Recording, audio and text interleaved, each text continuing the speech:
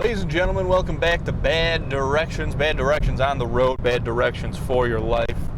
Today we're scouring Reddit to see who needs some advice. As always, of course, you can call into the show yourself at 716-216-3252. And thank you, of course, for subscribing to the Snack Spot Patreon and all the great stuff that we have got on there. This first one here comes from Landshark4432. How do I convince my family that moving a few hours away doesn't mean I died? I'll preface this by saying I'm incredibly close with my family and I love them a lot. I moved 4.5 hours away from my family with my husband to compromise on distance from each family and to move to a less populated area. Now we're 4.5 hours away from my family and 9 instead of 18 hours away from his. This makes visiting his family and his family visiting us a lot more feasible. I miss my family a lot, but I don't think it would be fair to me to ask my husband to sacrifice by moving closer to my family. I feel that 4.5 hours is nothing to sneeze at, but still relatively easy to navigate and plan trips to see each other. But my dad acts like like me moving a few hours away means we'll never have the same relationship and that we'll never be close again. It's extremely stressful to me to the point where I'm tearing up just writing this post. LOL. My dad is constantly making comments about how he wants us to move back closer to my family, that he hates it takes a bit more planning. I get that I can't see them every day anymore, and it's making me sad, but I also miss my husband's family and want to be able to visit them too.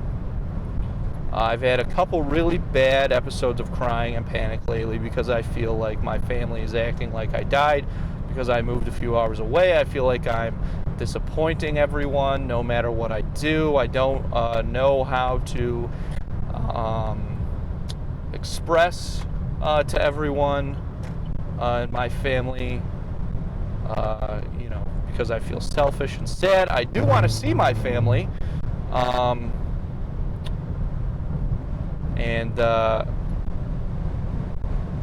boy, this is what happens. Bad directions on the road sometimes interrupt the bad directions in life. I do want to see my family, and if I had it my way, both families would live in the same town, but we don't. I'm frustrated, of course. It's so hard and devastating to plan a trip every once in a while. I'm not dead. I'm just a state away. Okay. Well, number one, change is super hard. Especially, it sounds like this person has probably lived in this town and been that close to their family their entire life. Moving any distance away, even if it's just 4.5 hours, is going to be a really, really big change. You don't have family that you can just walk up to. You probably don't know anybody in this town. That's tough on its own. So even if, you didn't have the kind of emotional strain on these familiar relationships that this person is going through, it would still be very, very difficult. You'd still probably have some crying episodes and maybe some panic and stuff like that. It really sucks that sounds like the family is not being too understanding about it. You really want that support. This sounds like it might be some kind of like, what do you call it? Oh shit, I don't know. But not a codependent relationship with the family, right? Which is not great, because if your family really loves you that much, they certainly understand. But I'm sure they're just kind of afraid for you as well. I'm sure they're nervous about you moving. Like they don't want to lose you. And it's tough when everyone in a situation is feeling stressed to communicate effectively about their feelings and stuff. But I'll tell you this, your dad being an older guy and stuff, I assume, he back in his day, you think about like long distance relationships and stuff that people had. Like if you know, I bet you he maybe had this experience himself, or maybe he's known some people who, when he was young, you know, they had like significant others in high school or whatever, and then one person moves away to college and they break up because it was so crazy back then to try and stay together, because, you know, you could only hit them up on a landline once in a while, and if the people were living in dorms, maybe there was only like one phone in the whole dormitory for everybody to like share and stuff like that. And on the other hand, and then you gotta like write letters, which is crazy. And you know, now in the first place, like you have to sit down, write the letter, and then it takes like days, sometimes weeks. Maybe it gets lost in the mail. You know, it takes a lot to keep that relationship going. But we're living in a new age, baby. This is the 21st century, all right? And now my fiance and I, my soon-to-be wife, we dated for 3 weeks before I moved to Florida and she moved to Michigan for college. And, you know, if we had done this in like even like 1992 or something like that, right? Like, who knows? We probably wouldn't have even made it. You know, who knows? Like, it's so hard. But now, with FaceTime and with the cell phones and everything, it's so easy. I mean, if you want, you can be sending texts back and forth with your dad all day about whatever. You can call him every day. You can still get to see his face every day through the camera. You know, if you really want to go that extra step, you can FaceTime into family dinners. You know, maybe they can set up the iPad right there at the table, and maybe if they're making pasta, you can make pasta wherever you're at, and you can boom, boom, boom, whip it up. You know, you can still have a very close relationship now. Technology as a tool for keeping these relationships alive and staying in touch with family and friends and even significant others, whatever. It's made a world of difference. So you know what? If your dad doesn't have an iPad, maybe he's not a super tech savvy guy, get him an iPad as a show of faith and be like, hey man, you know, it sucks that I'm moving away. I don't like it either, but with this, we can really stay connected. And show him how to use it and stuff, and get on there, you know, start FaceTiming and things. And your relationship will develop and grow in this new way that is different than if you know, lived just down the street and you're walking over there every day for a beer after work, whatever.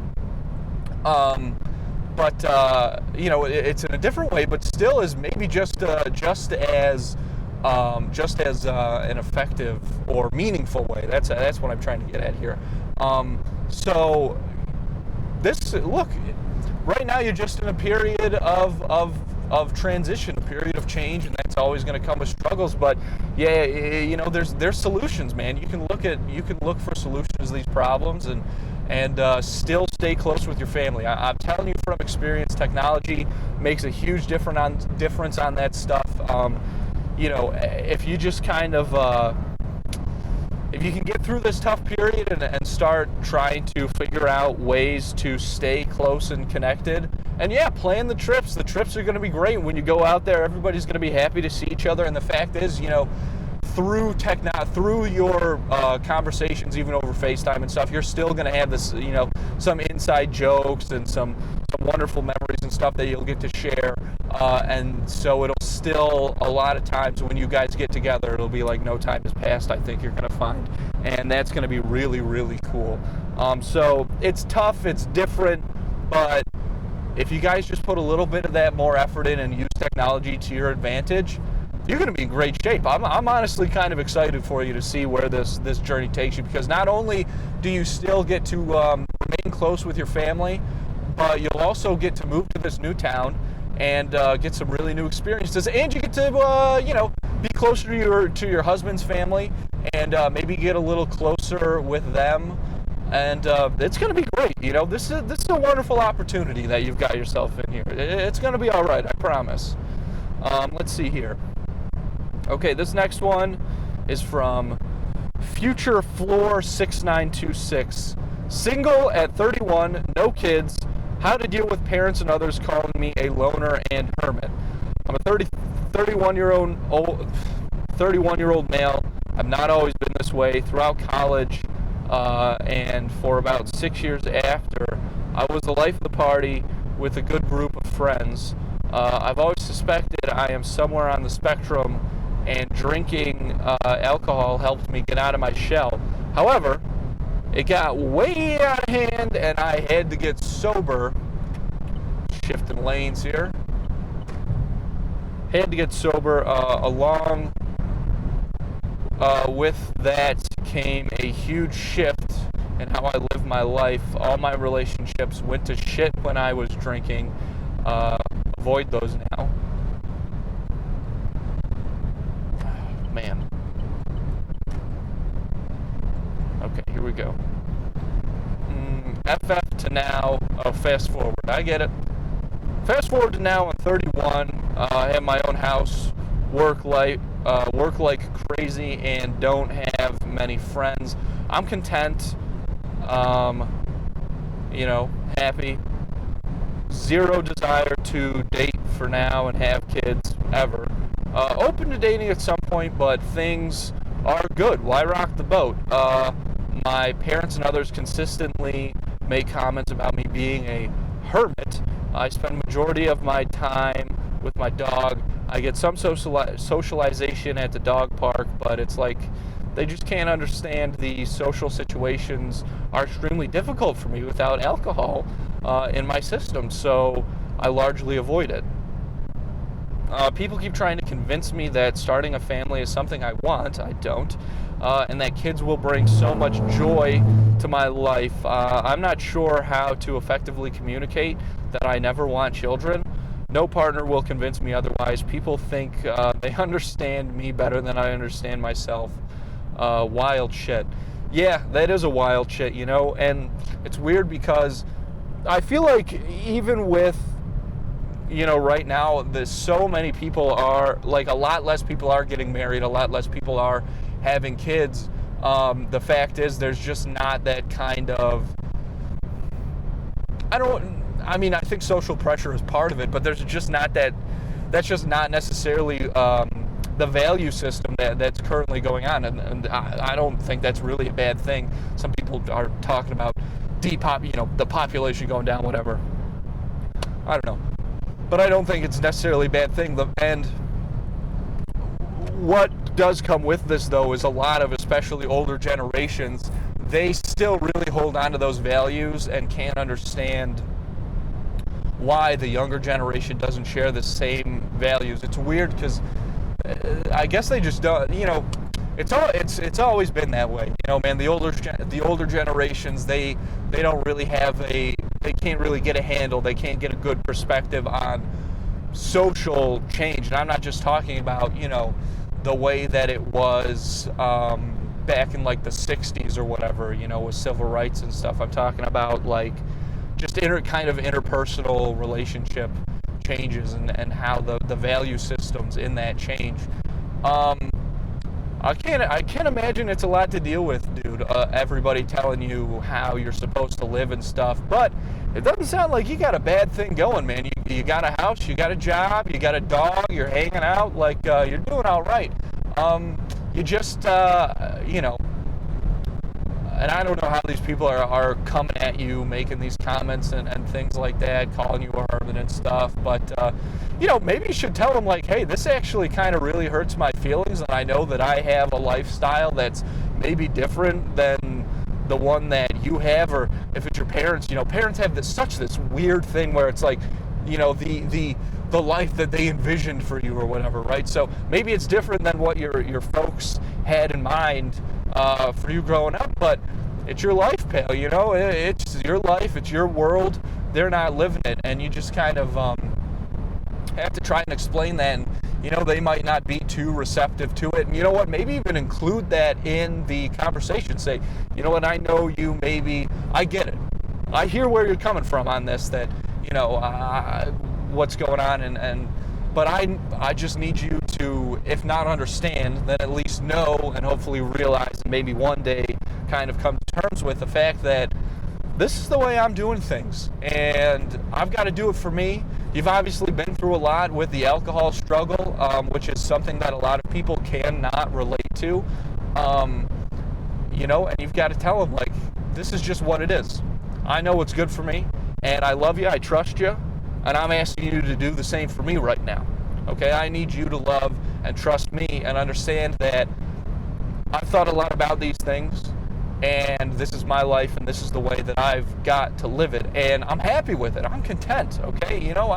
Because I think that's the other thing, too, a lot of, which is also weird, sometimes people will worry that you're not reaching your full potential if you don't have a family or children or something like that, and so, you just got to understand, you and your parents or whoever, your other family, you've got to come together and kind of sit down and realize, look, we may never see eye to eye on this thing, but what's important is that we are here for each other. And maybe I'm living my life a little different than the way that you lived yours, but the fact is, I'm in a position where I get to make these choices for myself. And isn't that the best thing? And if you're happy, then I think that they're going to be pretty receptive to that. I'm feeling very hopeful today, folks. I'm feeling very hopeful for everybody kind of like tuning into this. I don't know what has gotten into me. Well, the next one is, can someone help me find hope? So I feel like I want to avoid it, but I should click on it because I was just saying hope. Just talking a big game about hope. So fucking A, here we go. This is from Fit Sheep Herder 2338. I like that name. Can someone help me find hope? Hello, 22 male.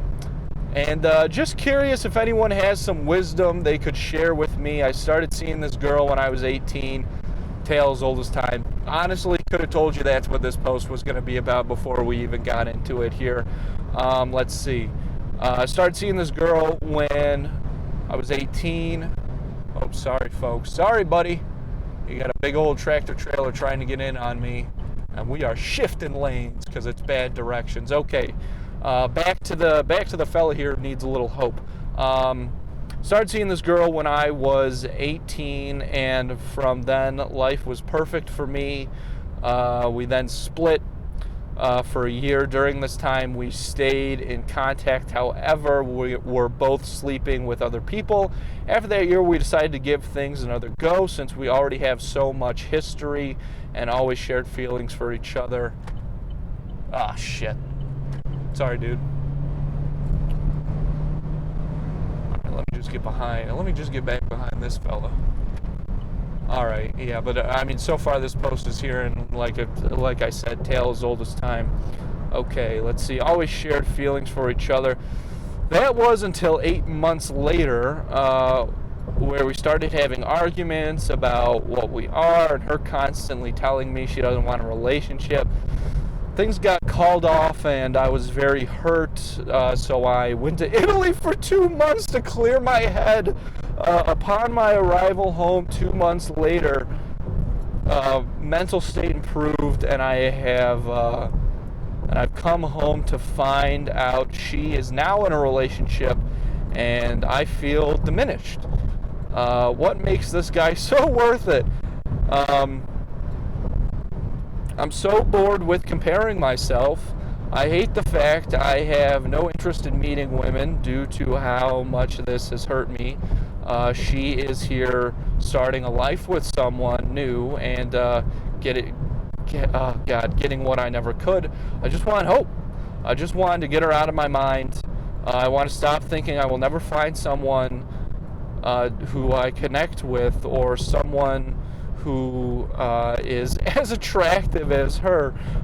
If you could, please give some kind words.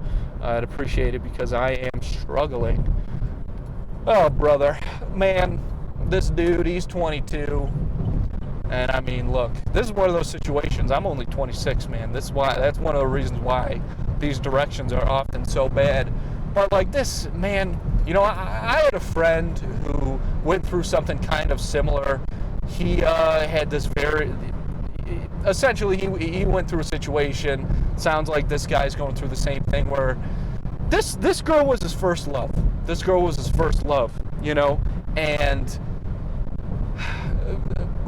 the first cut is the deepest, baby. I don't know what else to say. That's just kind of the way it goes.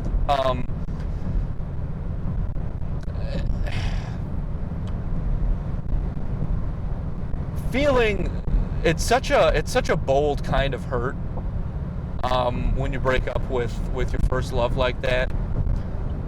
But I'll tell you, again, from a little bit of experience myself, coming out on the other side of it, you get a chance to learn so much about yourself and to explore so many new things. I mean, it's so hard to see it as like an opportunity.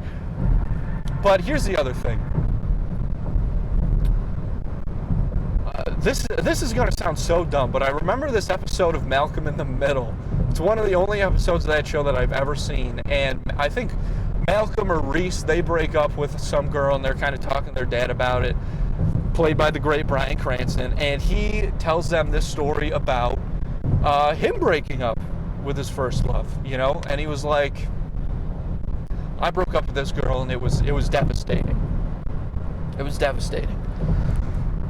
And all I could do was think about the hurt that I felt and think about this girl and the relationship that we had, and I would wake up every day feeling hurt, and it's all I would think about. And then one day I woke up and I thought about it a little less.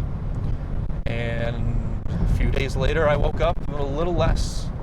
A few months after that I woke up and it was either an afterthought or I found myself not even thinking about it at all.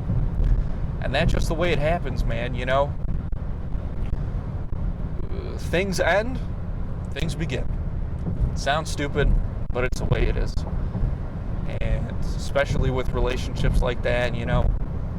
This is also a kind of a weird situation on you, man. Like, I know that you think maybe you were more in love with this girl than you could ever possibly be with anyone. But if you look at some of the things in this situation, number one, you left for Italy to clear your head? I mean, that's crazy to run away like that. And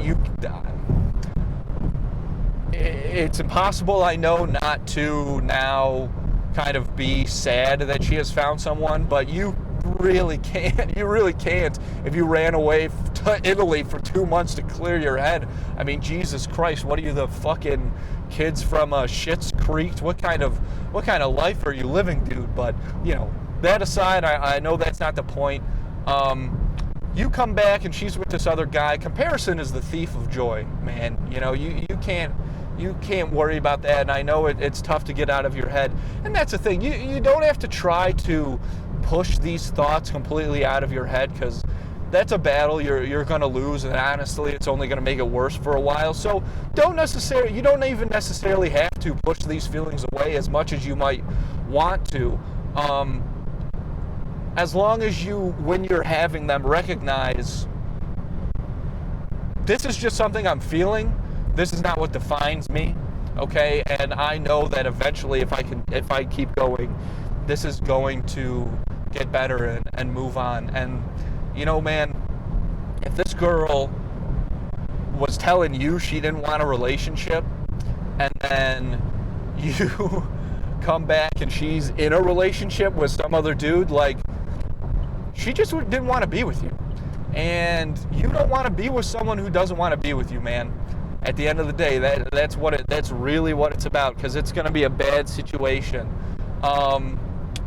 What else here? Also, man, yeah, you just gotta keep going, brother. It's gonna be okay, because especially the tag at the end of that post, I'm worried I'll never find someone as attractive as her. Dude, I hear what you're feeling, but one of the things that's gonna come with the time away from this relationship is, like, dude, you might have a little bit of a wrong perspective on this if you're just like, I'm worried I got the best pussy of my life at 18 and now I'm never gonna get good pussy again. Like, you'll be fine, dude. Don't worry about that. And if that's a bit, which you have to admit to yourself, I'm sure it feels like this is not the biggest reason, but you put it in the post, it's something that's on your mind, and you have to admit this to yourself, okay? If that's one of the things you're worried about, like, you weren't super in love with this girl. Not the kind of love that like you're looking to find after here.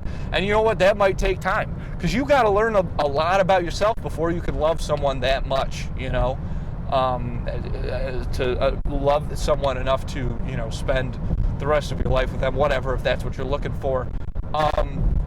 Another thing, it doesn't sound like this guy has it too bad, but maybe he's worried that he's gonna be like mad at women for the rest of his life, which is something that like a lot of young dudes can get into, like especially I feel on the internet, you know, these incels and stuff. Like, you know, I don't think that's what this guy's problem is gonna be. You know, I don't think he's gonna turn into that. Like, buddy, you got a lot of time ahead of you. And if you can go to fucking Italy for 2 months, man, get back over there, okay? Now you got, what have you got now? What have you got making you stay here now? Go fucking back to Italy, bang a couple hairy Italian broads, all right, brother? You're going to be all right, okay? You are going to be all right, man. Go to fucking tour around Europe. Do whatever you want, okay? You know, travel even, you know, just the country. Dude, it hurts now, but the journey of self-reflection that this event is going to set you on, I'm honestly a little jealous of it, because there is no more time of growth than after a hurt like this and an anguish like this. And you know, you never want anybody to go through that, but dude, you're going to come out on the other side of it knowing who you are so much more than you do now. It's really going to be something incredible, man. But just, you know, also try and get your head straight, though. Try and get your priorities a little straight, brother. But you know what? He's 22. He's young. That's the way it's going to go. And if you're worried about pussy, that's okay, because you are so young. Now's the time to be worried about pussy. So, and on that aspect, you're going to be totally fine. So yeah, this guy has just got to keep his head up, and time's gonna make it better, man. Which sounds like a cop-out. It's not just that time's gonna make it better, because you do have to be a little proactive in finding yourself, but that's gonna come to you. That's gonna come to you, man.